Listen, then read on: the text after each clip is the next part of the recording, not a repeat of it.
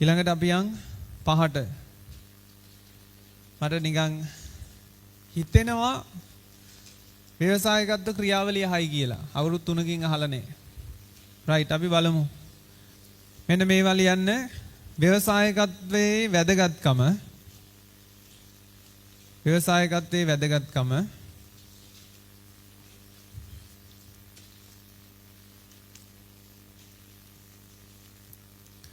ව්‍යවසායකයයි ව්‍යාපාරය අතර සම්බන්ධය වෙනස ඇහුවා කලින් සම්බන්ධය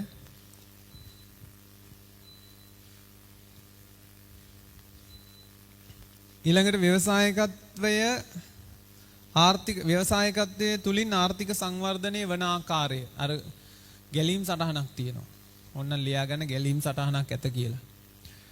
ව්‍යවසායකත්වයේ තුලින් ආර්ථික සංවර්ධනයේ සිදුවන ආකාරය නැත්තම් ලියන්න. ව්‍යවසායකත්වයේ තුලින් ආර්ථික සංවර්ධනයේ සිදුවන ආකාරය.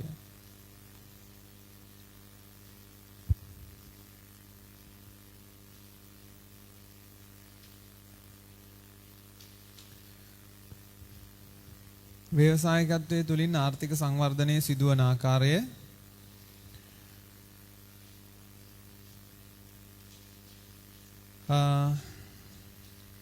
සමාජීය ඇහුවනේ ගෝලීය ව්‍යවසායකත්වයේ බලන්න. ඒකේ අභියෝගات බලන්න.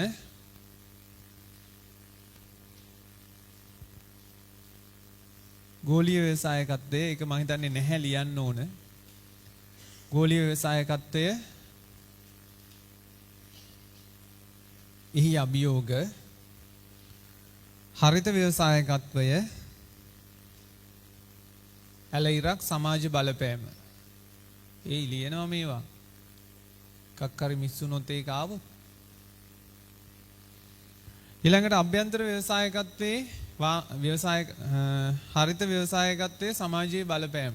හරිත ව්‍යවසායකත්වය කරනවා සමාජයට සමාජයේ හිතකර බලපෑමක් දෙන්නේ. ඊළඟට අභ්‍යන්තර ව්‍යවසායකත්වය ඇලයිරක් ව්‍යාපාරයට තියෙන ප්‍රතිලාභ.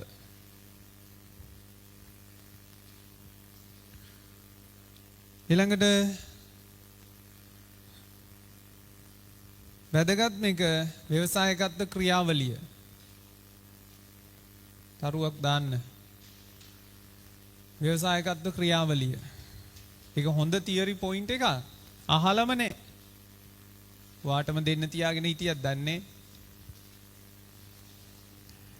ඊළඟට ව්‍යවසායකයයි කළමනාකරුයි අතර වෙනස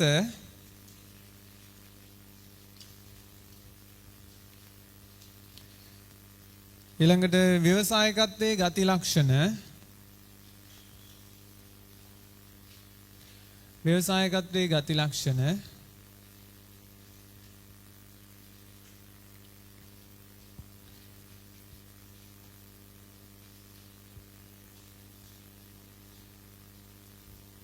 ඊළඟට ව්‍යවසායකත්වයේ කුසලතා අහලා නෑ නේද? කාලිකේ අහලා තියෙනවා 23 නේ. අහලා තියෙනවා ගති ලක්ෂණ වලට අවධානය වැඩි වෙයි එහෙනම්. කමන්නේ කුසලතා සෙට් එක බලන්නකො මහ ලොකු දෙයක් නෑනේ. ඊළඟට ගති ලක්ෂණ කුසලතා වර්ධනය කරගත හැකි ක්‍රම 4 විශේෂයෙන් ව්‍යවසායකත්වයේ අභියෝග අර මනෝ විහිතිය ගතානුගතික බව ව්‍යවසායකත්වයේ අභියෝග මේක තිබුණා. ගති ලක්ෂණ නම් තියෙනවා ඒ ටික තියෙනවා. අභියෝග නැහැ. ව්‍යවසායකත්වයේ අභියෝග මේ සයිඩ් එකේ ලියන්න ඔය මේ පැත්තේ ලිව්වට කමක් නැහැ ඉතින්. මේ ඉඩ තියෙන මේ අස්සෙම ගන්න ඕනේ මේ ටික ලියන්න. වාගේනේ. මගේනේ. එහෙම කියලා ලියන්න. ඔයා දන්නවනේ මේක මෙතන ලිව්වත් මේ ටික තමයි එන්නේ කියලා. මනෝවිහිතිය ඔන්න මම කියන්නම්. මනෝවිහිතිය ගතානුගතික බව අනුකරණය පරිසරයේ වෙනස් වීම අභියෝග. මනෝවිහිතිය ගතානුගතික බව අනුකරණය පරිසරයේ වෙනස් වීම